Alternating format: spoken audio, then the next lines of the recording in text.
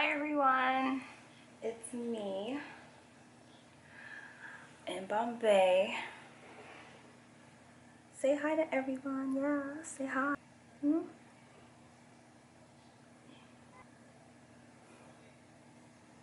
So this is an update for me. I'm better than I was, the day of and the day after, obviously. I used to have like this really bad tightening in my throat. I get really upset and I think about it too much. And it would get so hard for me to relax and lie down that I just reach out and talk to whoever is willing to listen. Thankfully, it's a lot of people. And so I'm so happy that I've had all this like outpouring of love and support for me and Desmond, of course. Me especially, because I'm still not over it. But, every day it gets better. I become more, I guess, accepting of what happened, and I just really have to internalize all the life lessons that relationship gave me. And talking about it like this, it still makes me really sad and upset that it's over. That Desmond still loves and cares for me. He just doesn't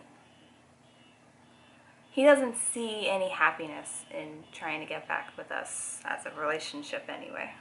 Although he's very interested in still being friends with me, I'm not I'm not close to crying right now, okay? It would be nice to, but I'm not going to, because this is a healing process for me. I've gotten to meet up with a lot of good friends of mine. I think tomorrow I'm going to see my friend Angel. She's coming over for a doctor's appointment in New York City, so we get to hang out. She did not take the news very well. I mean, not as if she was like sad. She was very angry. And honestly, I didn't need that kind of energy at that moment. I really just wanted positivity. That's why I actually told her a little later than I probably would have if it was anything else, really.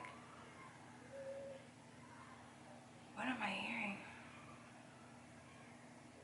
It's the projects, man. I've really gotten the chance to sort out my thoughts, talk to several different kinds of people that I know would have like a sound mind to really take in all of the information that I had to give them.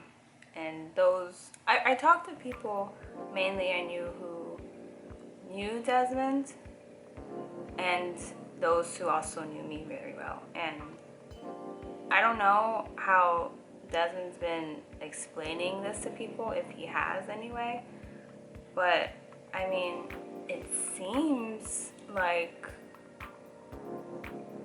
they all mostly agree with me, and I'm not trying to take sides. I'm really not, because at the end of the day, no matter whose side it is on, it still happened. It's still a thing.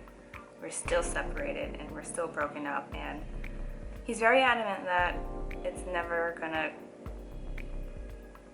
happen ever again.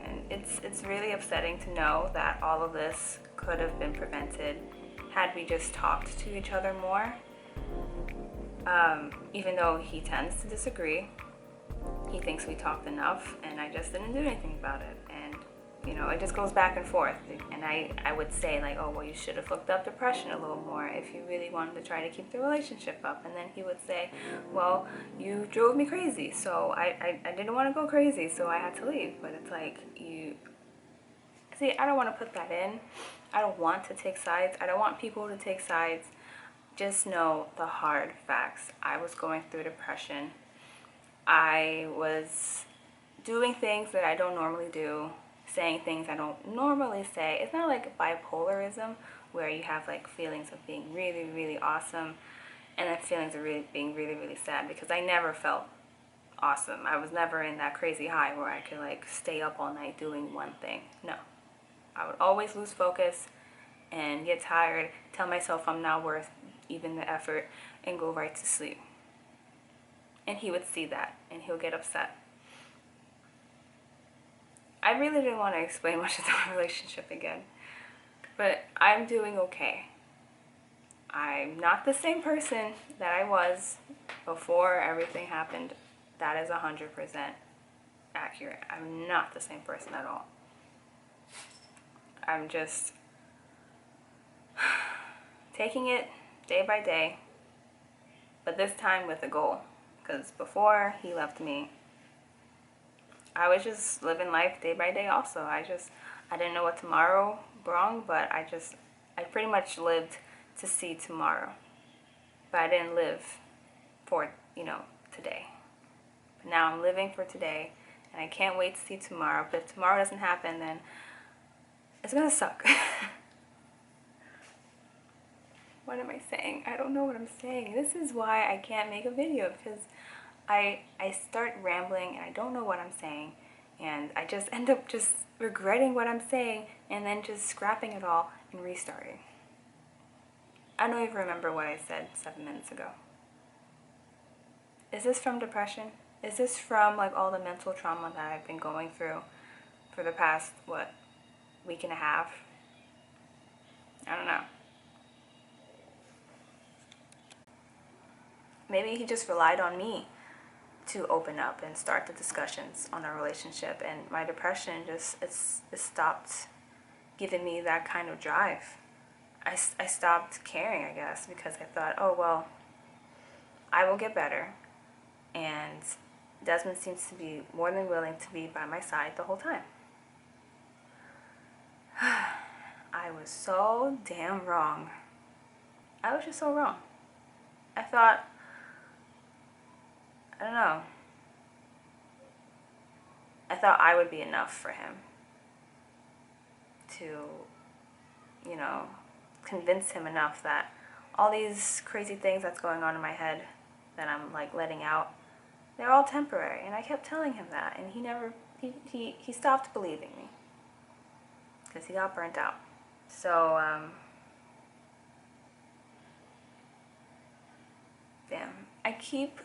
this is my problem.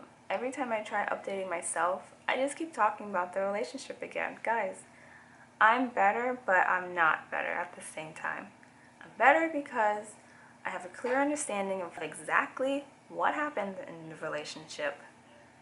But I'm not better because I still miss him. I still want him in my life. Is that bad? Does that mean I'm not getting better? I occasionally doubt myself. Nowadays I don't. Nowadays I'm a lot more aware of what I'm doing. I feel like I'm really starting to get out of my depression, but I haven't really tackled what got me into the depression in the first place, and I'm not really sure what it was yet.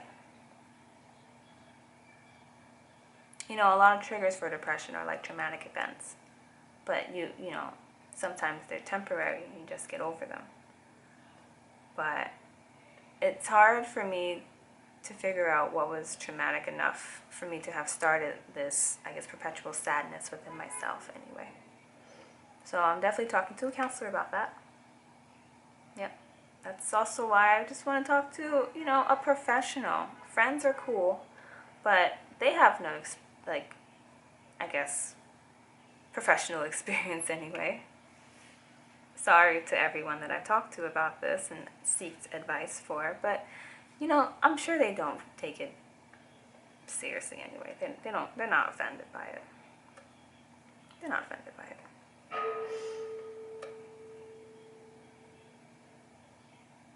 Welcome to the hood. That's what also got me so sad. The fact that I'm just back at my parents' house. It's a huge wake-up call, honestly. A huge wake-up call on how much I used to look down upon this place. And maybe that's why he left me, because maybe I just acted like a spoiled little brat. Oh my God, don't put that in there, oh my God. I think I'm getting better. I don't think I'm as unworthy anymore, I've read thousands of comments and tweets and messages all telling me that I'm worth it. It's hard not to believe them. And the fact that I'm starting to believe them now, it's giving me hope. It's giving me hope for the future. I wish Desmond would see me now because I feel so much better. You know, I even took a leap of faith and I removed another factor that could have contributed to my depression, which was my birth control. And I don't know if I feel better because it's gone or because, you know, the days are progressing and, you know, my mind is just feeling better, getting more used to the idea that I'm never going to be with someone that I consider to be, you know, the man of my dreams and the love of my life. Maybe he's not doing anything at all. I don't know. So I'm going to this therapy appointment totally drug-free. And right now I'm only dealing with the after effects. Pretty much. So can't wait. Can't wait to figure that out. I look forward to you guys keeping up with my journey. Sorry I'm not uploading as frequently. It's just, it was so hard. Friday felt as if all the wounds that I tried so hard to kind of close were just torn apart again. And then all these emotions started flooding.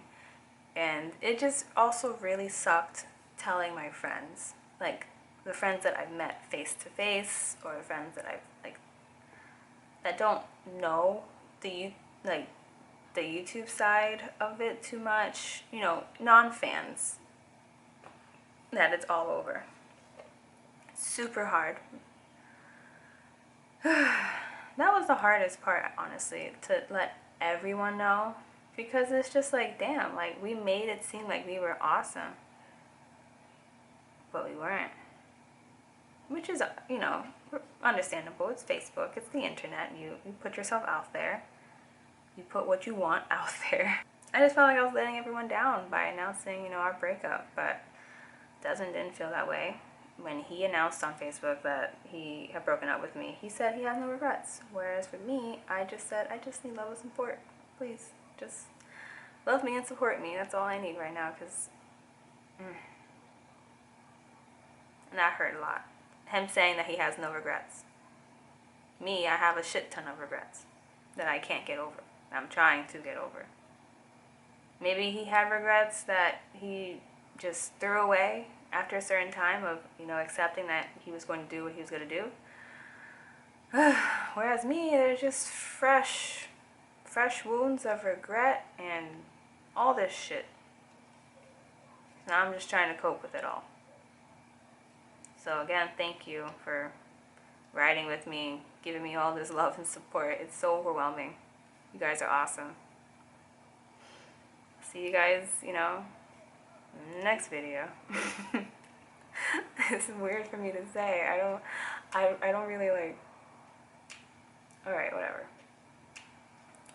Okay. Bye guys.